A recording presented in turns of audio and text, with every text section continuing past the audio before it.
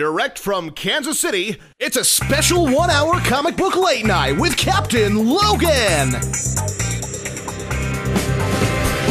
Tonight, Captain Logan welcomes Wally Wingert.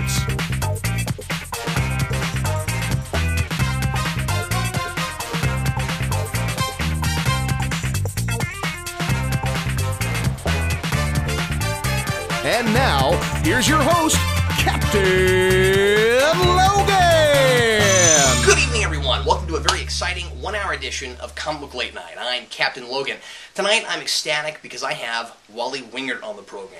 Wally Wingert is a very talented and hard-working voice actor in Hollywood. He's currently the voice of Hank Pym in Avengers, Earth's Mightiest Heroes. He is the announcer for The Tonight Show, and he's also voicing the Riddler in the upcoming, really anticipated game Arkham City, coming out in October. He's been in the business for a lot of years. He's good friends with Adam West and a lot of people who worked on the 60s Batman show. So tonight, we're going to talk to Wally for a full half hour. He's going to give us lots of insight into the industry and lots of interesting anecdotes and fun stories. And we're also going to do some fun Adam West Batman stuff periodically throughout the show. So look forward to all of that. Now, I know a lot of folks were hoping that I would review the Smallville finale tonight, and I had every intention to, but unfortunately, somebody smeared on my arm a magical plot device that made me forget the entire episode. So, unfortunately, I can't really do that tonight. I did, of course, read some reviews, and I found out some things about the show, but I'm assuming that some folks forgot what time of year April Fool's Day happens, because surely a lot of the stuff that I read didn't actually happen. Surely, Oliver Queen did not feel the need to put on his Green Arrow costume and use the voice synthesizer, even though everybody in the room he was with knew who he was. And surely he didn't knock out all of Darkseid's minions with a 3-prong arrow. Surely that didn't happen. Surely 7 years in the future, you can't walk into your local comic book store and buy a DC comic for $2.99 called Smallville that tells you that Clark Kent is Superman. Surely that, and I'm sure people were making stuff up when they said that Darkseid possesses Lionel so that Lionel and Clark can have the big, not so epic fight, just because Lionel is the guy who bad guys always possess when they're too cool for CG. Sure, no, surely not. You know, I'm not one to quote Deadpool, but my common sense is tingling. But, you know, at least we saw him in the costume. At least people got that. You know, they got to see him fly, and they got him in the costume. Granted, you know, Tom Welling refused to put the suit on, and you know, it was kind of blurry, and granted, most of the plot seems to have been decided by Magic 8-Ball, but at least we got, you know, at least we got that. And at least they were consistent with the cape. You know, that's the thing I'm kind of on about. Is a lot of people are disappointed about the cape, but from what I've read and the shots that I saw, because like I said, I kind of forgot the episode, but we saw this big close-up of Clark's face because Tom Welling wouldn't put on the costume, and we saw the CG cape waving behind him. Now, if you'll recall, a few seasons ago, there was an episode with a Crypto Freak kid, who had premonitions about the future, about people's personal deaths. And when he saw Clark's future, he didn't see his death because Clark is apparently immortal. And he just saw this CG cape waving waving, and that's what he saw. Now see, that's the thing. It's consistent. Clark's cape was always meant to be CG. There you go. And I mean, this show has always been, you know, consistent. At least it's always been very consistent. Even though, come to think of it, that kid didn't see Clark's future death, but Clark later on after that did die. I mean, he came back, but he did die. Well, anyway, regardless of all of that, the thing that's really strange to me, besides all that, the biggest weird thing is that Darkseid felt the need to try to run his own planet into Earth. I don't really understand that. Like, he's the ruler of Apocalypse. Like, why is Earth so special that you gotta run the only thing you care about into it? I don't know, the only thing I can figure is that perhaps they were trying to do, like, another 9/11 metaphor, and Darkseid's like Bin Laden, and he's using his minions as kamikazes to throw planets and other planets. I don't know, it's kind of a stretch, but then again, if you really look at it collectively, it did take Clark 10 years to get him. So I don't know, maybe so. Maybe Darkseid's supposed to be Bin Laden. I don't know. Well, hey, like I said, I got a great show for you tonight, and before we get to everything, let's go ahead and do a trivia question, shall we? Tonight's trivia question is, In the 60s Batman show, who is the second Catwoman? What actress played Catwoman second? There were 3 different actresses who played the role, and who was the second one? If you think you know, leave that in the comments below. I'll be sure and mention the first person who got it right in the next episode. Last week's question was, Odin is Thor's father. Who is Odin's father? The correct answer to that is Bor. And that was correctly answered by... by 016899. That's who answered that. And now it's time for a brand new edition of Know Your Batmobiles. Here is a Batmobile. Is it from 1987, 1991, or 1993? And I'll be back at the end of the show to tell you the year of this particular Batmobile. Well, hey, I'm going to change things up again a little bit tonight. Before we do brand new comic book reviews, which we'll do in just a little bit, I've got several to review. It's Mailbag Day. It's Mailbag Day. I'm gonna sit right down and write myself a letter. Hey everybody, it's Mailbag Day. Here's some stuff we got in our PO box. The first thing is a card from Henry. I don't want to show anybody's address. From Henry in Spearfish, South Dakota. Thank you very much. This card has Superman on one side, and Batman on the other. It's a very cool card. It says, a question for Captain Logan, Vince, and the lovely Sarah. Before the Superman celebration, would you please share this trailer? Smiley face. And then he gives us a URL for a trailer for something he's apparently putting in the contest for the Superman celebration. So yeah, absolutely. Here's a trailer for his video. Let's take a look.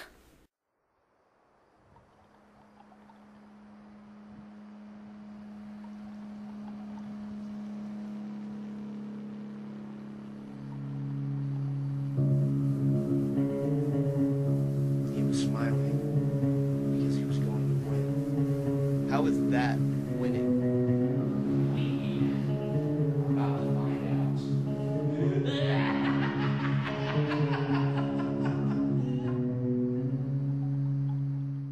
So yeah, very cool. Can't wait to see that film. This is really neat. Thanks so much to you for sending us this.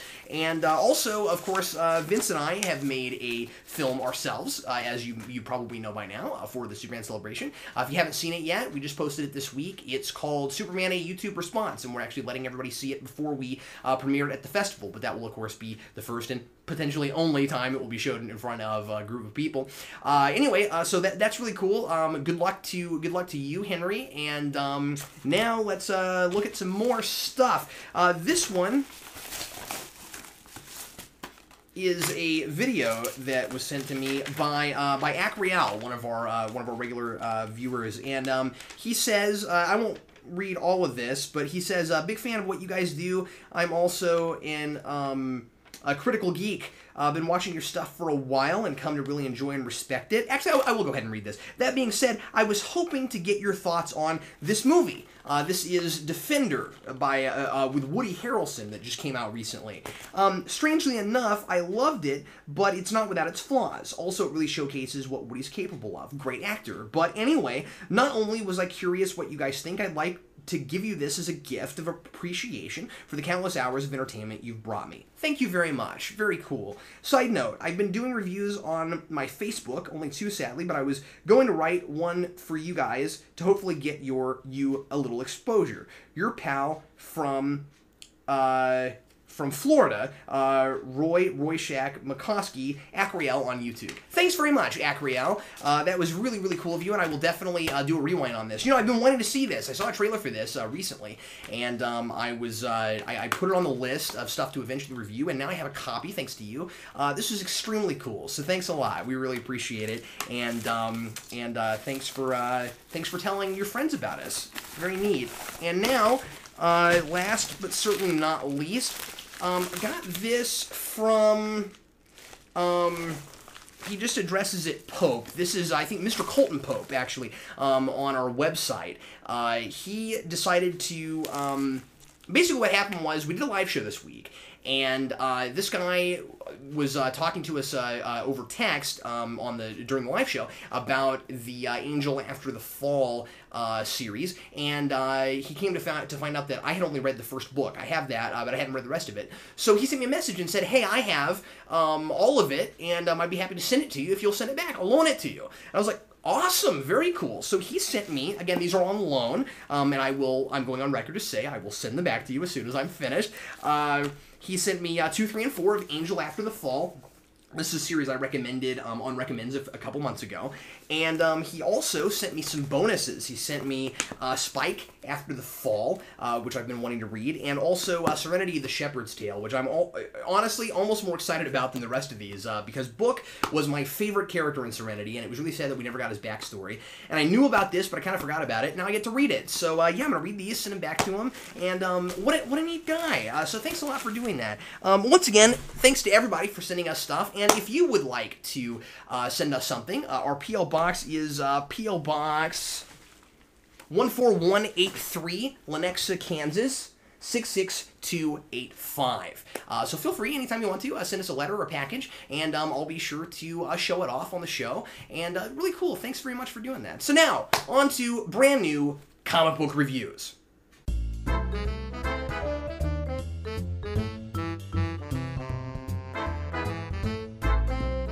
Alright, let's start with Marvel this week and kick things off with Punisher Max, number 13. Jason Aaron continues digging into the Punisher's psyche as he very cleverly shows us the parallel of Frank's life now in prison to his life when he first returned home from Vietnam to his family, a life that felt like prison to him. He discovers that he can only derive joy from seeing people who deserve it being punished, and the rest of the time, he just goes through life like a zombie. The visual storytelling in this issue is brilliant, with the mirror images of Frank's present to his past in adjacent panels, and the flashbacks work like flashbacks should. Much like a good Lost episode, what's happening in the past is exploring Frank's character and telling us something meaningful about him for the present. Each issue I feel like I'm understanding this man more and more, and it's twisted how Aaron manages to make someone so messed up in the head so sympathetic. Still top notch, and once again, I'll warn anyone who hasn't tried this that this issue is particularly explicit. And now let's jump over to Avengers number 13. This issue has the Fear Itself banner over it, and it's a lot of recap leading up to the events of Fear Itself. The team really just sitting around and taking a big breather after everything they've been through lately. Only Bendis could really make this as readable as it is. It's pretty much all the Avengers each looking directly at us from their panels as they're talking to someone who wants to write a book on the Avengers, trying to decide what event to talk about, as the Avengers have been through so many different earth-shattering missions. I like how Bendis pokes fun at big events, having the Avengers at several points trying to decide whether to discuss Siege or Civil War or Secret Invasion, and even going all the way back to the Secret Wars. A lot of the characters who have been in the background up until now finally get some panel time, but it's mostly jokes and one-liners, though there is some character building happening for Hawkeye and Spider-Woman, who are looking like they may start becoming an item. Bendis is also following up on Red Hulk joining the team and starting to develop that dynamic. It's mostly filler and it's pretty skippable, but it's funny and it's a nice breather from the intensity of the end of last arc. I do miss Romita, but Bachalo's art still fits the book's style, though it's a little cartoony for my taste. And now we're to DC with Tiny Titans number 40. There's been a lot of showcasing a single character or a set of characters going on in Tiny Titans lately. The entire underwater issue was funny, but this one's a little lame. All the jokes this time are about Croc, who just doesn't make me laugh like a lot of the other characters in this book. The best gag is at the beginning, where Mr. Tawny is teaching the class fractions, and the children start understanding once they try to figure out just how much of the chalk and the erasers Croc just ate. I like the first nod to the old this is your brain on drugs public service ads from the 90s, but it gets a little less funny by the third one, and once again, this is supposed to be a kid's book. You can't be much younger than me and get that joke. So yeah, if you're not a completist, I say skip this one, and if you haven't read this book but you want a good laugh, pick up last issue or the one before it. Now over to Batman Gates of Gotham number 1. Okay, I just recommended skipping 2 books, but if you can help it, do not skip this one. Scott Snyder is quickly becoming my favorite Batman writer. Sorry, Morrison fans, but I said it. And while this book has a far different tone from what he's doing on Detective, it's masterfully constructed. We see the major bridges of Gotham being constructed at the turn of the century in a flashback at the beginning, with a fascinating exchange between members of Gotham's oldest families. And then at the present, we find that someone's blowing the bridges up, the bridges traditionally referred to as the Gates of Gotham. I won't say anything else about the plot, but it's intriguing and there are a lot of interesting players, including the Penguin, since the Cobblepots are one of the four main families, and Cassandra Cain is back. There's a lot of tie-in with what's been happening in the Morrison stories over the last couple of years, but it's very readable, even if you don't catch all that. And there are references that go all the way back to No Man's Land. In some ways, the tone is reminiscent to the late 90s era of Batman. The slightly sketchy art is working for this book, with the exception of Gordon, who just looks kind of strange. I don't know, maybe it's just that weird pointy-tipped nose. But this is looking like the makings of a really stellar mini, and I'm just a sucker for Gotham history stuff. Now, finally, here's kind of my oddball one for the week. This is something I got on Free Comic Book Day, The Misadventures of Adam West from Blue Water.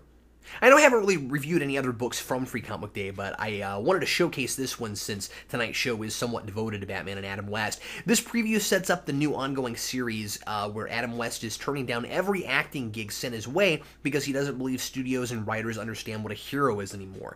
He says, "People used to be entertained by seeing the bad guys get what they deserved. These days, people want to see the good guys punished for even trying."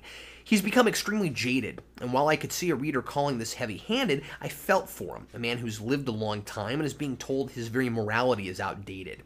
By the end, he gets a convenient plot-devicey sort of medallion, which suddenly turns him into a young man again, looking about the age he was when he played Batman.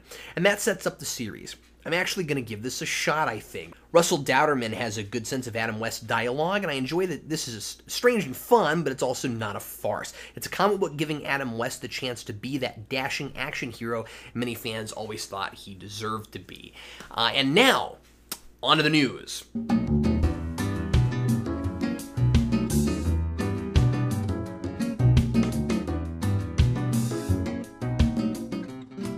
So Dark Knight Rises started shooting this week, and we have our first look at the movie, our very first promotional picture, and it's Bane. Tom Hardy is Bane. Looks really hardcore, looks fantastic. I'm super excited about Tom Hardy in the role, and it just looks really awesome. I'm quite excited about it.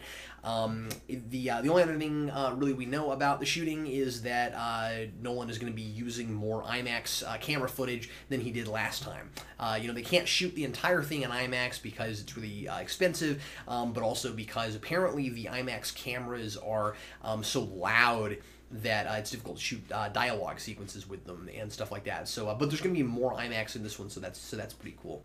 Looks like Marvel is already talking about doing a second Thor movie.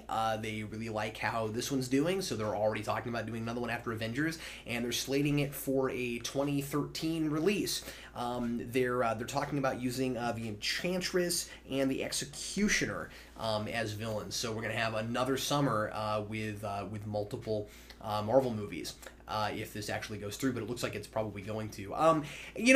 Before I saw Thor, I would have said, "Oh, really? Do we need another Thor movie?" And after seeing it, I really enjoyed it, and yeah, I would totally be cool with seeing another Thor movie. And those seem like the appropriate villains for it. From everything that I'm reading about them, though I don't know Thor, so they're not villains I know that well.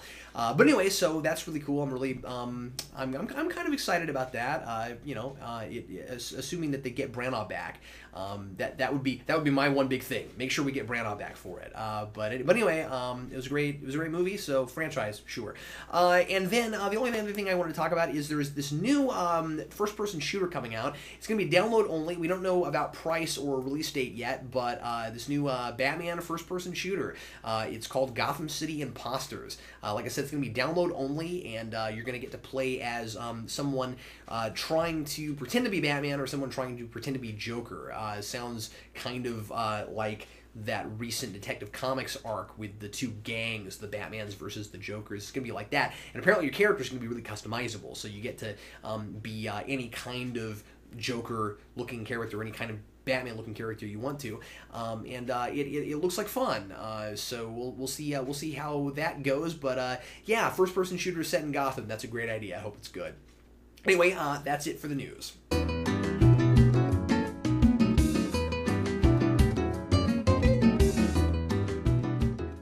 Today's Obscure Character of the Week is brought to you by J. Jonah Jameson and the best special feature on an action figure ever, Desk Pounding Action. Have you ever heard of the Puzzler? First appearing in Action Comics number 49 in 1942, the first Puzzler is a con artist who makes the mistake of challenging Superman to checkers and cards and trying to cheat. The second is a female version who, like a lot of our Obscure Characters of the Week, tried to join several different superhero teams and they wouldn't take her, so she became a villain to gain attention. Her body is made of puzzle pieces she can move around at will. Superman beat her with a super breath, and later she was hired as an assassin to kill Clark Kent. And though she's upgraded her puzzle pieces to be more indestructible, Superman defeated her this time by trapping the pieces in separate containers. There was also a character called the Puzzler in the 60s Batman TV show. In the two-part episode, The Puzzles Are Coming and the Duo is Slumming, which was originally written as a Riddler episode, but Frank Gorshin was having issues with the producers at the time, so it was rewritten for the Puzzler, played by Maurice Evans. This version sends puzzles to Batman and Robin, telling them where he's going to strike, much like the Riddler does in other episodes. Before we talk to Wally Wingert, there is a clip I'd like to show of Wally actually pretending to be Adam West playing Batman from the early 90s on The Vicky Show. Let's take a look.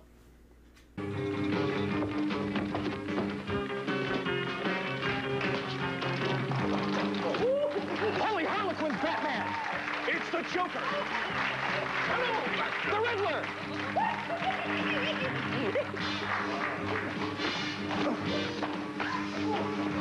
Catwoman! Mr. Freeze, Batman! Hello, darling. What do we do, Batman? Steady, Robin, steady.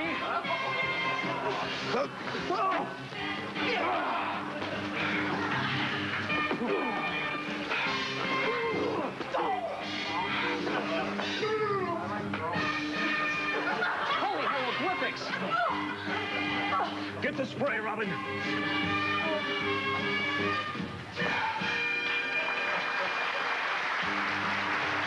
work, son. Thanks, Batman.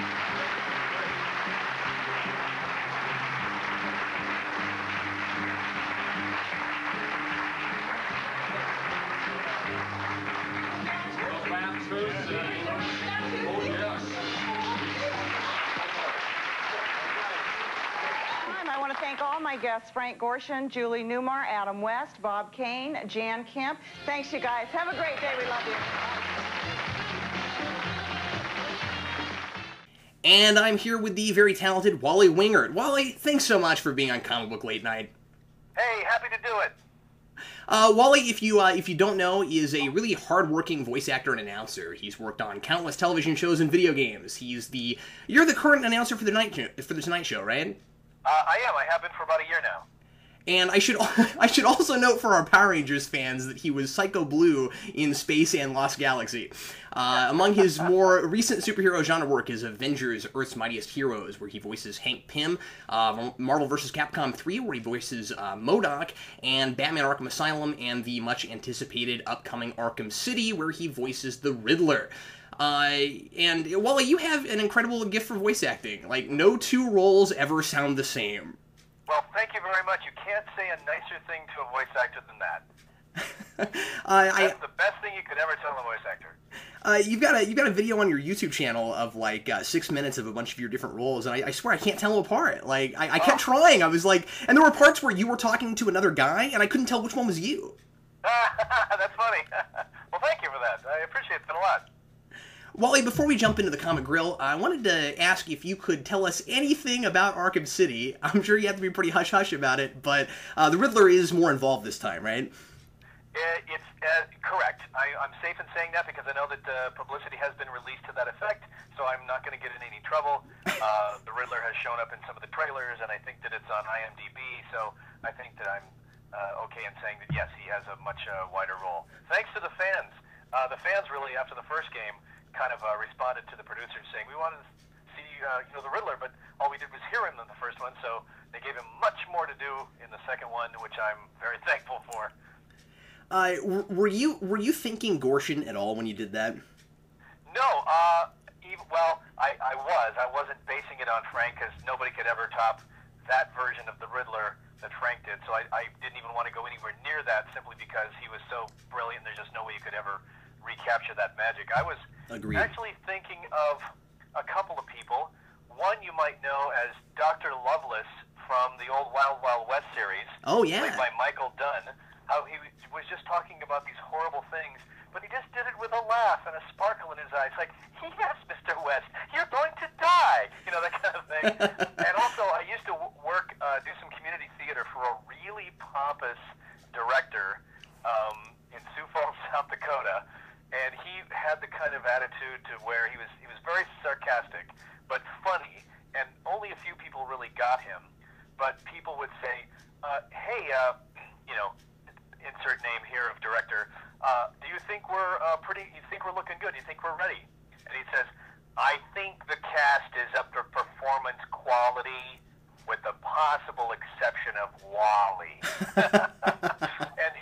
and that's kind of what they wanted for the Riddler, was just this kind of arrogant, pompous guy who liked to hear himself talk.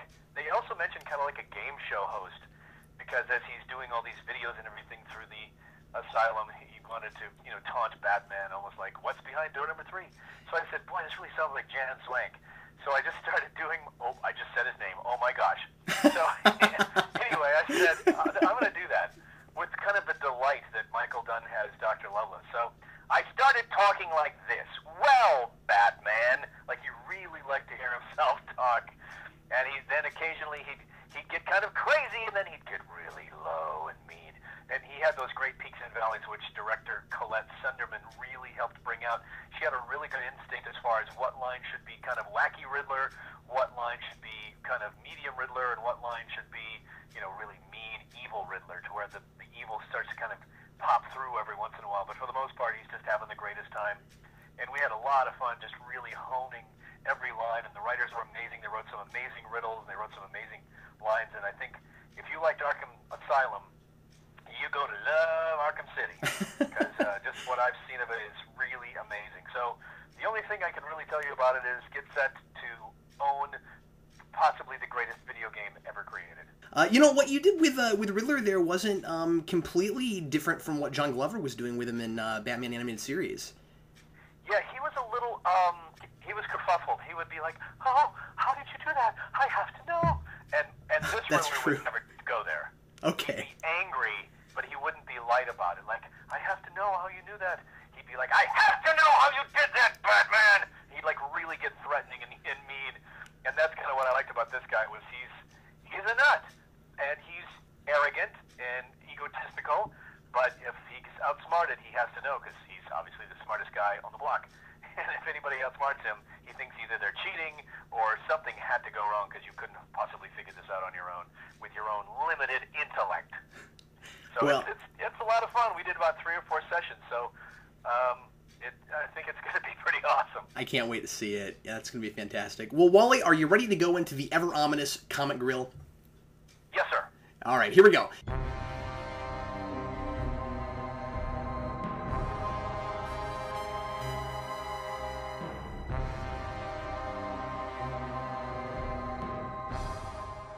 Question number 1. Well, my stepdad, when I was growing up, played a bunch of old Dr. Demento tapes, and I heard your Adam West song a lot. And you know, for a long time, I knew that name, Wally Wingert and the Cape Club, because on that tape, you know, you always heard Dr. Demento, because I was hearing, you know, a recording from the radio. So every time I heard that song, I heard Dr. Demento go, and back for the 3rd time this week, #1 on the charts, it's Wally Wingert and the Cape Club. And what's funny is, for a long time, I thought that your name was made up. Like, it just sounds good. Well, I always think my folks kind of had a bit of divine guidance toward my birth there, because I was supposed to be Jeffrey, and I just didn't seem like a Jeffrey. But at the very last minute, they decided on Wallace, and they called me Wally.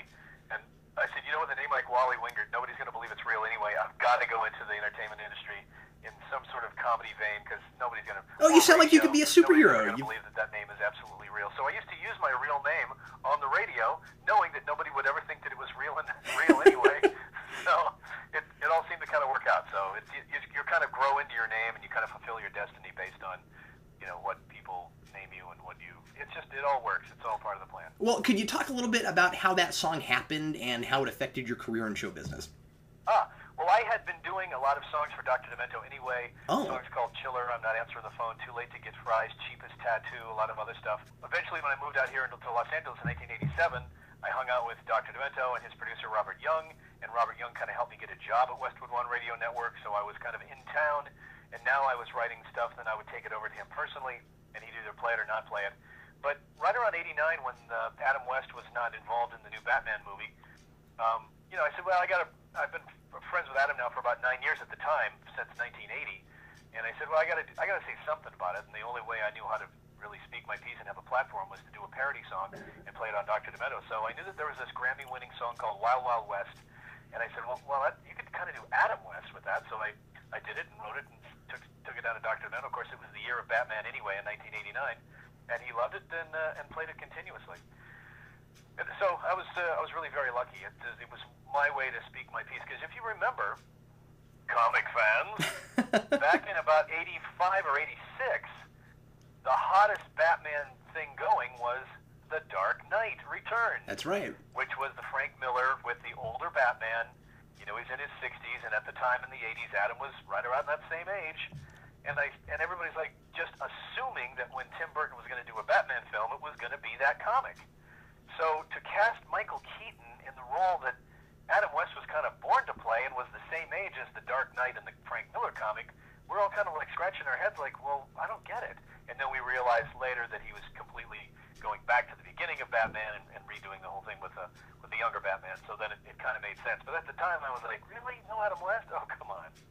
So that was that whole thing. That was the genesis of that. But through that whole song, I got to do an interview with Rolling Stone magazine, and I was on the Maury Povich show at the time, Current Affair, and a couple other things. It was pretty cool. I got the Rolling Stone, that mentions my name, and Adam would talk about the song as he was doing interviews, because all kinds of media outlets would call Adam West and say, well, what do you think about the new Batman? And I go, well, they need to do what they need to do. The fans have already said their piece. Wally Wingert and the Cape Club came out with a song called Adam West. And it protests, he would go on and on and on. So people go, oh, song, we got to get this song. We got to play this song. So here I was sitting at Westwood One Radio Network in Culver City, and all of a sudden I'm getting all these calls coming in asking for the Adam West record. And my bosses thought that was great, because instead of us calling radio stations trying to get them to take our shows, now radio stations were calling us trying to get that stupid song. And we'd say, oh, by the way, you want to take the new rock, off the record, or you want to take the new special featuring Rolling Stones, or whatever. So we actually cleared some shows that way. So it all worked out. Wow, that's awesome. Yeah, I had no idea you were in Rolling Stone magazine over that. Yeah, it was mentioned in Rolling Stone in the Adam interview, so pretty cool. Question number 2. What would you say is really the difference as an actor between doing cartoon voiceovers and doing video game voiceovers? Well, video games want to be movies, and movies want to be video games. You see movies like Avatar, and you're like, well, this wants to be a video game, clearly. But then you see video games like Arkham Asylum, well, this should be a movie, because, in my opinion, the Arkham City franchise is much better than what they're doing with Batman presently in the feature films. It's just not my cup of tea, but it's very popular. I understand it's a specific audience. But I said, boy, I would sure love to see a feature film like this, if they would just kind of take this kind of world and go with it. So it's interesting. Video games want to be very cinematic. Cartoons, not so much. There's the technological technique of miking a voiceover session is the actor comes in, there's a music stand or somewhere to put the script, and there's a mic usually right about 6 inches from your mouth, and the mic, whatever you say. And you do a couple different takes. Every word has to be clear, the clarity has to be there, you have to do your acting, and everything has to be precise. But in one particular video game that I did with a casting and voice director named Ginny McSwain, she was saying that for this particular video game, it was kind of battle-oriented, and they wanted it to sound like Black Hawk Down. So we all listened to Black Hawk Down, the soundtrack, and they wanted it to sound like that. They didn't want it to sound like a regular video game session. So we go in and we have the usual setup with the mic stand. The mic is 6 inches from my face, and they have one line that says, "Go get him," and there's a paragraph of explanation as far as what the scenario is off to the right. Wow. So I'm like, really? A paragraph of description for one little line that says, "Go get him"? That's weird. And every line was like that, and I thought, this is really odd. So we get through a couple of pages, and Ginny's like, I'm not feeling it. I'm like, yeah, this is not really working. So I said, well, why don't we just forget all this stuff, what we're doing? They want it to sound like a movie. I've been in a couple of movies. I know how they're mic'd and how they're set up. Let's get rid of the music stand, get rid of the script, get rid of the paragraph-long exposition for one single line of 3 words, put the microphone in the corner like a boom mic, point it to me, give me some room, and I'll act it like I was in a movie. I'll pretend there's a camera in the wall, and I'll just do it. And I said, you know how in a movie some of the lines are unintelligible, sometimes they mumble, they take breaths at strange places because it's very natural. I said, let's do that. She's like, okay, what do we got to lose?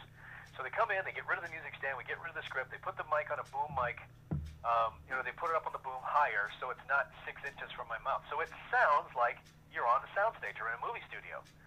And, we're mumbling and we're saying a couple things and we're moving around and shuffling and just kind of doing it like if we were actually on a movie set. So a week later I came back to do more, and Ginny said, I got a note back from the video game producers.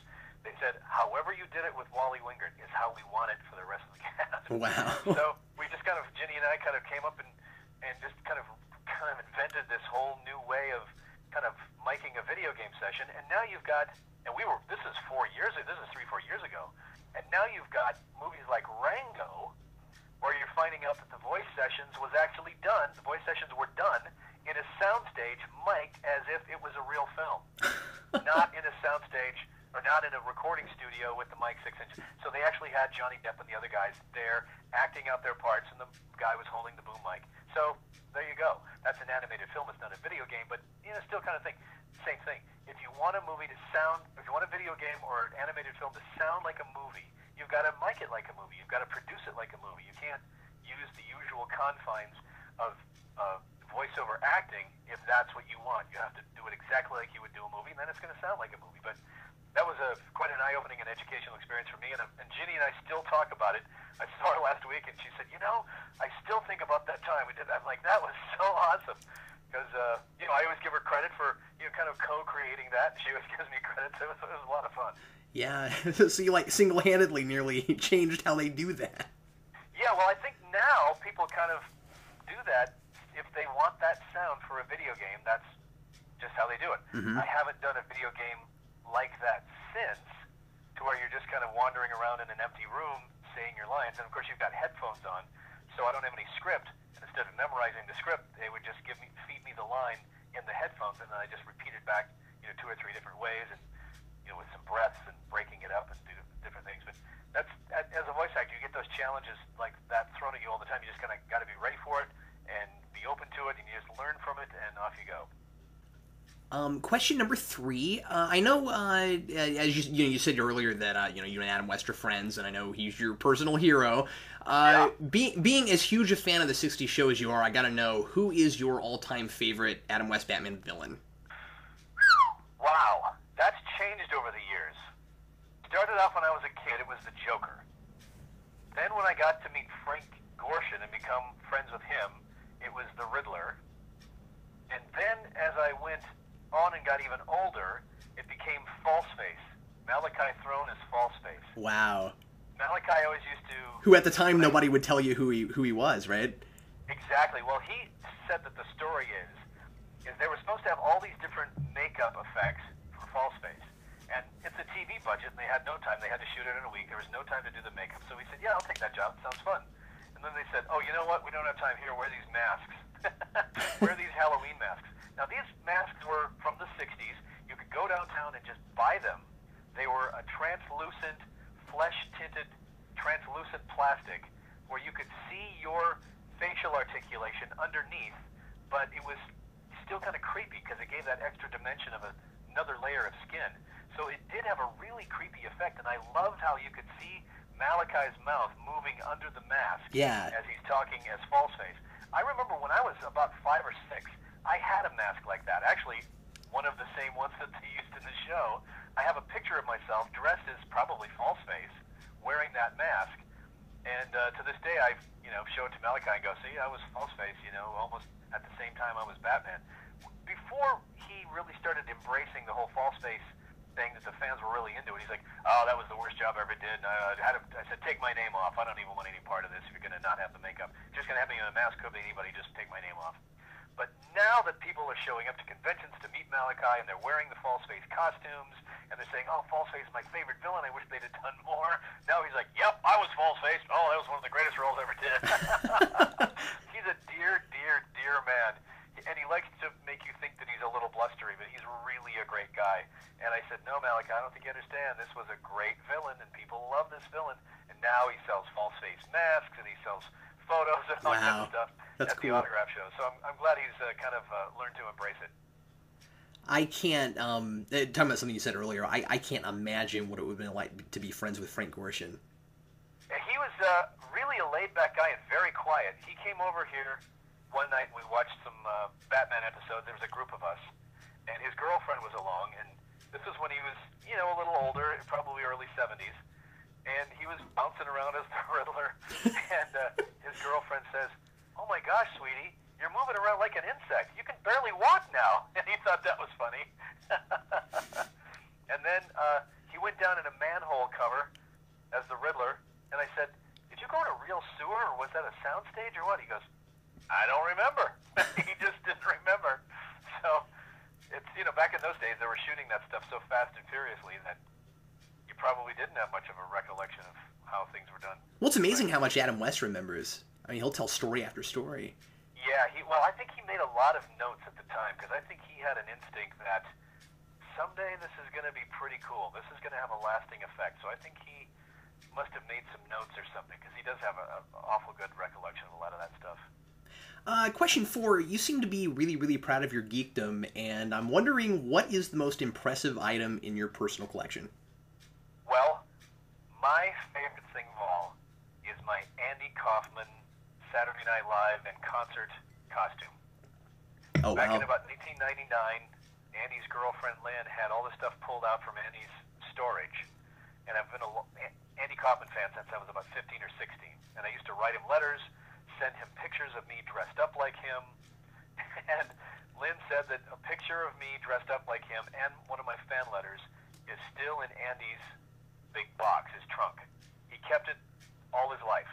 Oh. And she said, "Yeah, would you like it back?" I'm like, no, leave it in the trunk. Don't disturb its cosmic place.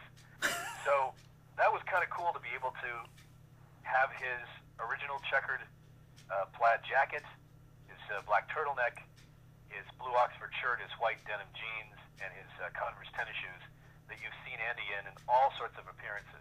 Yeah, that's incredible. And there's only one of those in the world, because it was his dad's sport jacket, and he would use it to play clubs, and he used it, I think, almost till the day he died. And I have that on a mannequin. It used to be on just a mannequin, but I got really lucky about 2 years ago at an auction of some stuff here in Beverly Hills. The Stan Winston collection was going up for sale, for auction, and I happened to get the Heartbeats heads that he did of Bernadette Peters, Andy Kaufman, and one of the other robot heads. And I was looking at the Andy Kaufman puppet robot head that had glass eyes in it, and the eyes would move back and forth, and I noticed the prosthetics were starting to kind of come up from the head. And I said, "Well, I better have this repaired, because this is starting to come off. The glue is old." And I'm looking underneath the nose appliance, and I see 2 nostrils under there. And I'm like, of course, Andy's head cast is under here. Oh, man. So it was like finding buried treasure. Yeah. So I called Jim Ojala, my effects guy, and I said, "Come over here, I want you to look at something." So he comes over, he says, "Well, I'm going to go, this glue could be old, I got to figure out what kind of glue it is and what kind of solvent to take it off, I don't want to damage anything." So I said, "Okay, let me know." So he took it for a couple of days, and I'll remember the day I was standing in a session, and I get this text photo on my phone with a picture of Andy's head cast with the glass eyes and everything in it. All the makeup has been stripped off. There's like some glue splotches on it. And Jim's text said, "Andy's in there, moles and all." Wow. Because I said, "We'll really know if it's Andy if it's got the moles," because he had a couple moles on his face that were very distinct and prominent. And I said, "If the moles are there, that's definitely Andy." So I said, "Man, that's treasure right there. That's buried treasure." So I had him duplicate the head, make a cast of it, take the original head, put all the prosthetics back on, so I'd have a complete robot head. And he made a copy of the head from his mold, and he restored it. He's basically restored it. He said he took a thin layer of Bondo and put it all over the head and put skin pores back into it. And he did such amazing detail work that, there's a lot of detail lost in the casting process, and probably the glue pulled some of it off when the appliance came off. But there's such amazing detail in what he did now. It's Andy. It's totally Andy. So I said, well, now I'm going to have the head replaced on my Andy Kaufman mannequin so it actually looks like Andy. So when you walk in to my house, you look up above one of the stairways, and it's Andy standing there in his original Saturday Night Live Mighty Mouse checkered jacket, white pants, white Converse tennis shoes, the whole bit. That's incredible. And he's standing there, and he has glass eyes, like really bright blue glass eyes, and it looks like Andy's just standing in my house waiting for Mighty Mouse to come on. It's pretty amazing. So that by far is my absolute favorite thing.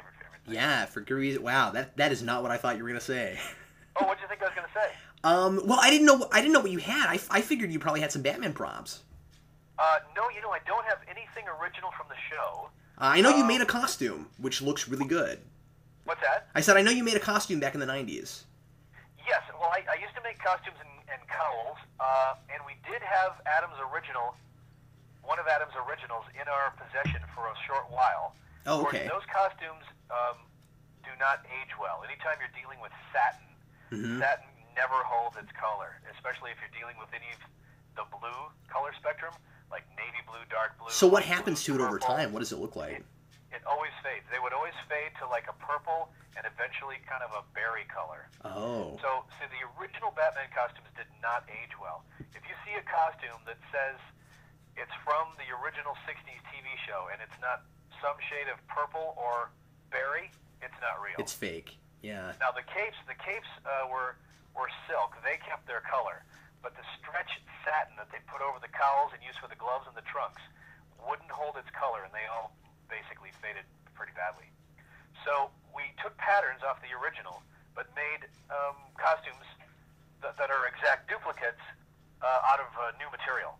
So when you walk in and see Adam West, I have an Adam West mannequin, standing in the costume, it's not one of the originals because that would look awful. People go, what is that he's wearing? Yeah. But he's wearing a costume that looks a lot like what he wore on the television show in 1966. Last question. Yes. I'm We're there wondering. already? What's that? What was number 4? Number 4 was what's your favorite item in your collection? Oh, okay. Now we're at 5. Okay. Yeah, now we're at 5. That's funny because I was afraid we were going too long. Okay. Oh no, I go on and I lose my track of the numbers, and so anyway, sorry. No, I'm getting an education. I quite appreciate it. Okay. Wally, last question. How do you feel? Let's get a little more serious. How do you feel about well-known regular actors getting so many voiceover roles these days in an ever increasingly competitive market? And what advice would you have for aspiring voice actors? Well, the celebrity and voiceover thing, I don't understand. I don't get it. I don't think they necessarily add anything in particular to the character that a regular voice actor could not do. Mm-hmm. I don't think that they translate into ticket sales. Sinbad with Brad Pitt being one example, Robin Williams and Robots being another example. I just don't think that having a celebrity in a voiceover situation as a cartoon necessarily translates into ticket sales. I'm not convinced. I've seen too many movies with big celebrity casts bomb horribly. Yogi Bear is a recent example. What's that? I said Yogi Bear is a recent example. Yeah, exactly. I also don't understand why they would choose a celebrity because, for example, in the Madagascar films, you have these big celebrities and they do a great job. Ben Stiller always makes me laugh. He's one of the funniest guys I've ever seen. But he's so busy that there's no way that he would have time to do the video games, the toys, the greeting cards, all that stuff.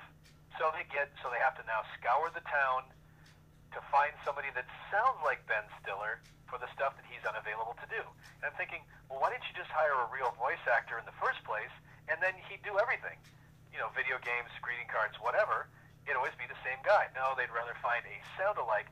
And there's a fair amount of work for people who are really good at voice matching. I used to be better at that, but I've kind of lost my ear as the years have gone on. and I can only now voice match a couple people. One of them is Ben Stiller. So whenever he's not available, I'll go in and do the Alex from Madagascar stuff. Oh. And I'm thinking, well, yeah, why don't you just hire a real voice actor? It would sound the same anyway. You know who's going to know, and he'll do all your stuff for you. So I don't really understand the whole celebrity and animation thing. I think it boils down to basically more about the casting directors and the voice directors wanting to work with stars. Mm-hmm. And I think it's that more than anything. Now, of course, the exception is like Monsters, Inc., where John Goodman and Billy Crystal were so perfect for those roles. Oh, yeah. They were perfect for those roles. Whether they're celebrities or not, they were perfect for those roles. They didn't cast them because they were celebrities.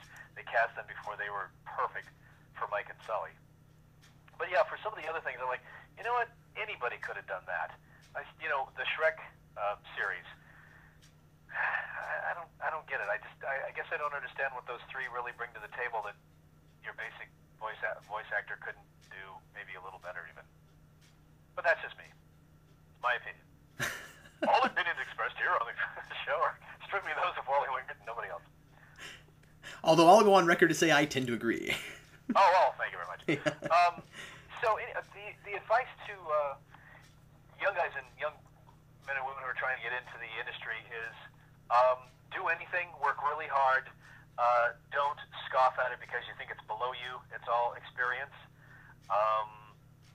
Learn to use your voice and talk, yes, true, but also learn to use your ears and learn to listen. And voiceover is half listening, half voice performing. So if you can get that down, then you'll be pretty good. And just study acting. Acting. Voice acting at its core is acting. You have to be a good actor before you're going to be a great voice actor. And remember, you don't have, unlike an on-camera actor, you don't have the ability to arch your eyebrow or smirk a little bit and have that convey an emotion or a feeling. You have to do all that stuff with your voice. You have to smirk in your voice. You have to... Yeah. They have to hear... as the Riddler, for example, they have to hear the smile in your voice when you're being kind of nasty. But they have to also hear the venom in your voice when you're being, evil. So it's just about talking through your teeth, gritting your teeth, some breath control where, that kind of thing.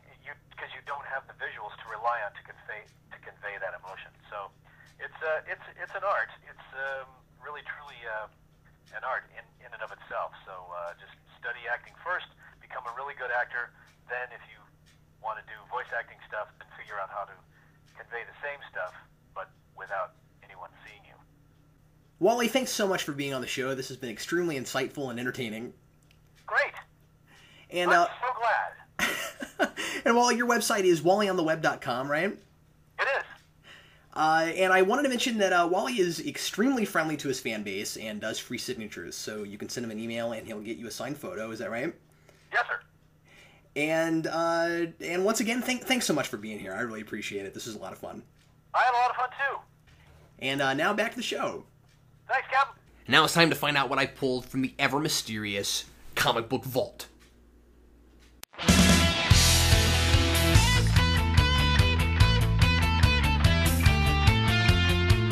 Today on the Comic Vault, I'm going to cheat a little bit. We're actually not going to look at a comic book. This was just sitting around in the Comic Vault. Here is my signed Batarang, 60s Batman Batarang, signed by Adam West himself and personalized to me. I've shown this before on a tour of my house, but we've had a lot of new subscribers since then, and I'm sure there are a lot of people who haven't gotten to take a good close look at this. So I thought, in honor of Wally Wingert and Adam West, I would show this off today. I got this at Metropolis the second time I went for the Superman celebration. First time I went to the celebration, but second time I went to Metropolis. And the guy who owns the 60s Batmobile had the Batmobile there, and he was selling replicas of props from the show. So this is a exact-to-scale replica of the Batarang that Batman threw with the rope in it that he would climb. So that's why there's a hole on it, which part of the reason I bought this particular one was because the hole makes it convenient to hang on a wall, but it's also larger, and it was always my favorite Batarang. He had a lot of different ones there. He also had like perfect replicas of the belt and of the bat phone, and lots of other cool things like that, and several batarangs. But like I said, this was my favorite, and I picked this up. And then a year after that, I got to meet Adam West at a Star Trek convention in Tulsa. And if you've never been to a Trek convention, a lot of times lately, more recently in the last several years, they've become more sci-fi conventions. So they're primarily Star Trek conventions, but then other folks come as well. And Adam West was there, and I got to meet Adam West, and I got to have him sign this. And he was very funny. He was very nice. Just what everybody's always said that he's like.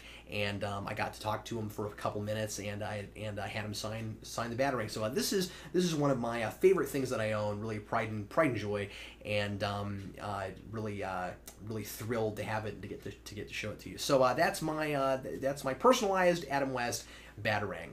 And now it's time to find out what year our Batmobile was from. And this particular Batmobile was indeed from 1991. And it was, in fact, the Batmobile from the Batman vs. Predator series. Well, hey, that's all the time we have for you tonight. I'd like to thank my very special guest, once again, Wally Wingert, for being on the program. It was absolutely fantastic, really fun to get to talk to him. And thank you very much for watching. If you're ever in the Kansas City area, be sure to check out Pop Culture Comics, which is our official sponsor, my favorite place to get comic books. And be sure to support your local comic book store. And remember, when you slide down the bat pole, remember to slide down the right pole, or you might end up wearing the wrong costume. Once again, I'm Captain Logan, signing off. He's got cool and savoir-faire in his cape and cowl and his gray underwear. Who is the hero that we like best? Gotta be the Batman, gotta be Adam West. Adam West. I always cheer, I always squeal when he cries out To the Batmobile. Commissioner's on the bat phone talking to the duo. Joker has escaped again there just to learn. Gotta rev it up, emergency bat turn. Each bad guy, he always guess. How does he stay dry? He never sweats. Which antiperspirant does he like best? Gotta ask the Batman.